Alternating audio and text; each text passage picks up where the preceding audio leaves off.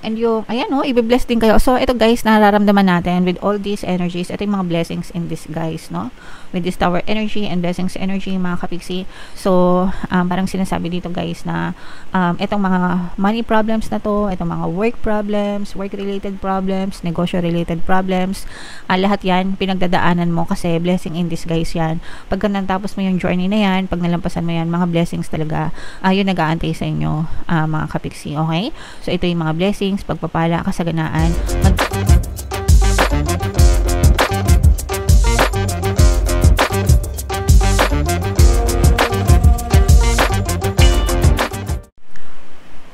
Hello guys, hello Sagittarius. Welcome back to Pinoy Pixie Tarot. Ang pamagat ng episode natin for today is story mo ba to? Ito ay isang timeless reading, mga kapixie, para sa Sagittarius, Sun, Moon, Rising Sign, and Venus. Sa reading na to guys, titingnan natin where you are right now, mga potential and challenges nyo, what you need to focus on, your past, present, and future energy guys, mga suggested approach, and yung potential future ng story nyo. So, shuffle natin yung cards guys. Hanapin natin yung energy ng Sagittarius.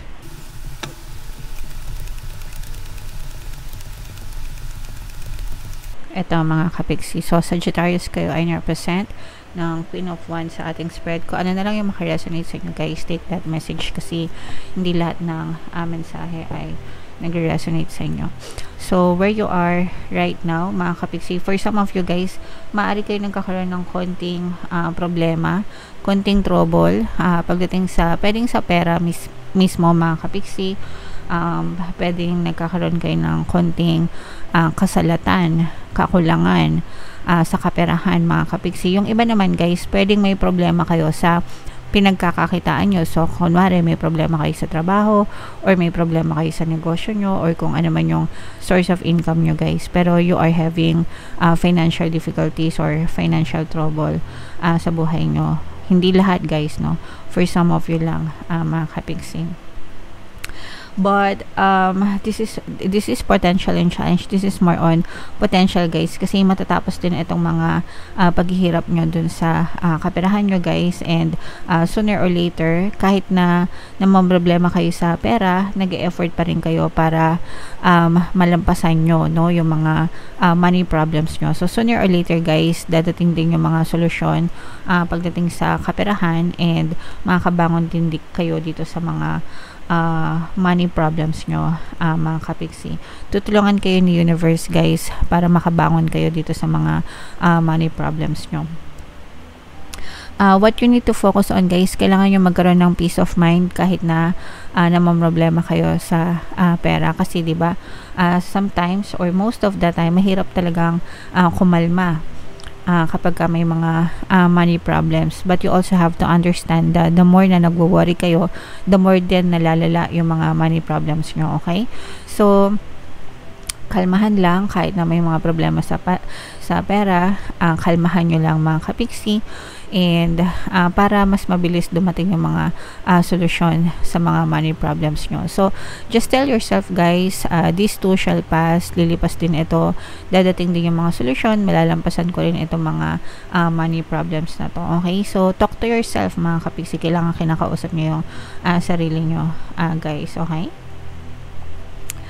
And in your recent past, ito guys, no, again, sabi ko nga sa inyo, yung iba, hindi naman money problems, pero baka may mga problema kayo sa workplace nyo, o kaya naman sa negosyo nyo, or sa platform. Let's say, yung source of income nyo is sa mga online platform, like pwedeng YouTube, Facebook, social media, sa mga e-commerce na platform. So, maaari kayo nagkakaroon ng mga problema sa mga monetization nyo, or sa kung ano man na problema, mga kapiksi, mga restrictions, ganyan. So, nagbibigay siya ng stress sa inyo, guys, no? Nagkakaroon kayo ng stress dahil dun sa mga ganong klaseng problema, mga kapiksi. And wow, so ito naman yung greatest strength nyo mga kapiksi. So, swerte kayo, kakambal nyo yung swerte guys, kaya malalampasan nyo rin itong mga money problems na to, no? And madali lang para sa inyo na paikutin, turn around the situation, kumbaga. Kaya yung mga problema guys, magkakaroon din agad yan ng solusyon, malalampasan nyo yan. And guys, pagdating sa swerte, no, just affirm always, swerte ako, swerte ako, swerte ako. Swerte ako sa lahat ng aspeto ng buhay ko. So, every time na nag-a-affirm ako niyan, for good luck guys, talagang, or every time na ina-affirm ko yan, kasi sinishare ko sa inyo, sa akin bumabalik yung swerte. Kasi ako yung nag-a-affirm eh, diba? Kung napapansin nyo lahat ng videos natin, every time na nag-video tayo, kapag meron ako nakikitang good luck energy, palagi kong chinachant yan, sa isang araw nakakailang beses ako. So, as a consequence, ako talaga yung sinuswerte guys, kaya ko siya sinishare sa inyo para swertehin din kayo mga kapiksi. So palagi yung i-chant yung affirmations na yan guys. Swerte ako, swerte ako, swerte ako, swerte ako sa lahat ng aspeto ng buhay ko, para ma-experience nyo rin yung swerte na na-experience ko guys. And in the near future guys, no, so makaka-experience pa rin kayo ng mga emotional pain, especially kung nagwo-worry talaga kayo mga kapiksi. So hindi siya kumbaga hindi magiging madali itong mga pagdadala ng problema nyo. Dadaan kayo sa butas ng karayom, in short guys, pero malalampasan nyo yan. So yun naman yung maganda, malalampasan nyo kasi nga swerte kayo mga kapiksi. So dadating din sa inyo yung mga solusyon, kaya wag kayo masyadong magpa-apekto dito sa mga problema na to. Sabi ko nga sa inyo, sabihin nyo lang, this too shall pass.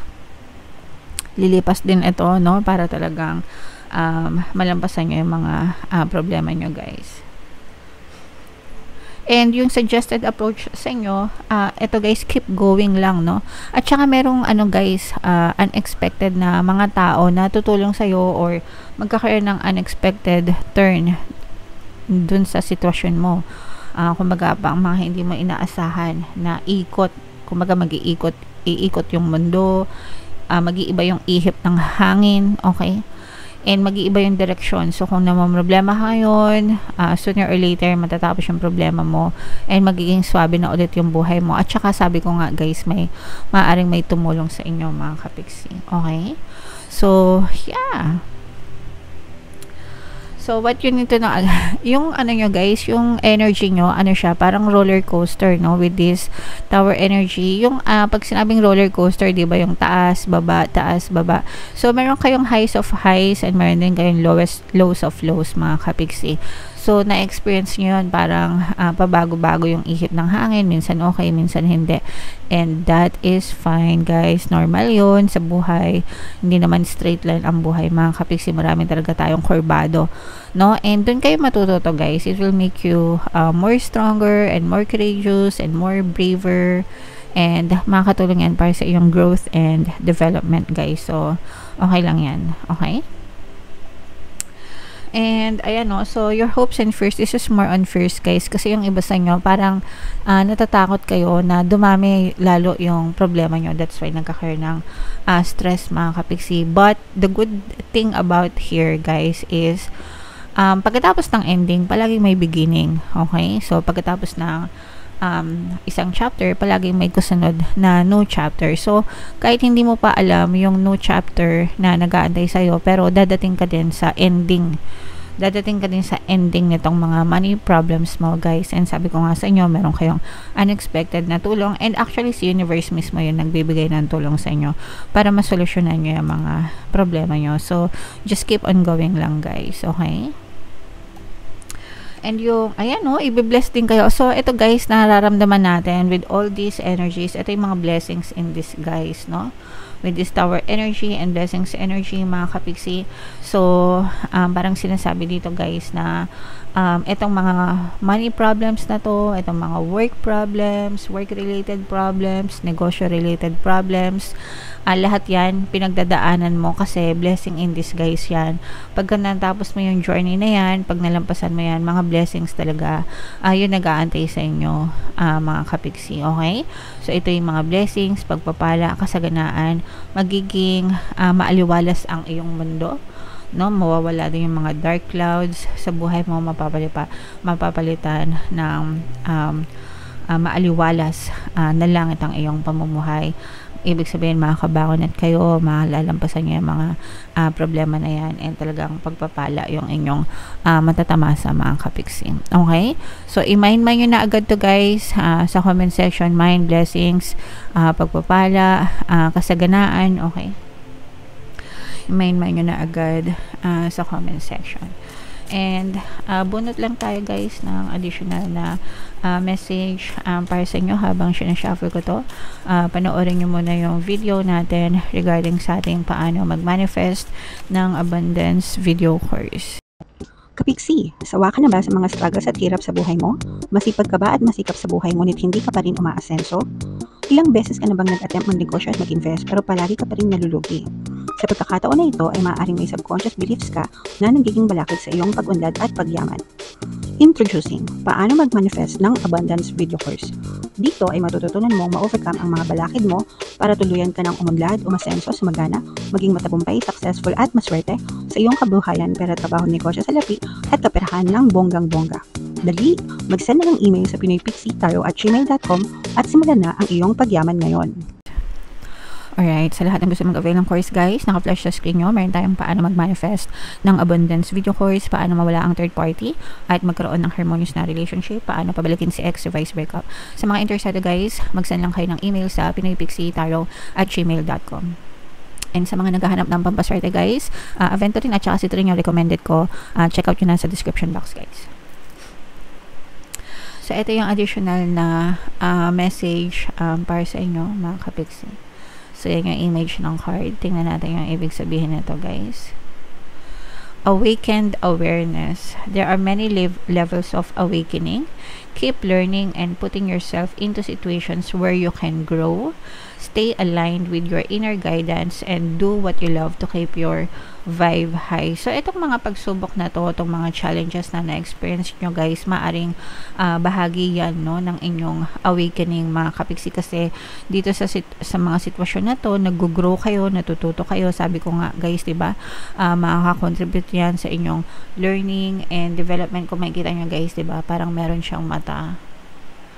So, ayan, parang siyang may mata, and ito rin, diba, para siyang may mata or mata talaga siya. So, nagkakaroon talaga ng awakening yung iba sa inyo. Ibig sabihin, natututo kayo ng mga lessons sa buhay nyo, mga kapiksi.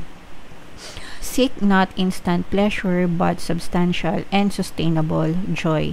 Eat healthy, keep your body active, and have life goals, but with enough space to hear the answers to your prayers. So, importante din guys na inaalagaan din natin yung kalusugan natin, kasi bahagi din yan ng awakening natin, no? Yung healthy body, healthy mind, healthy body, diba? Palagi ko sinasabi sa inyo, kailangan palaging kalmado yung isip nyo. The more na kalmado yung isip nyo, the more that you are being connected with the source guys, okay?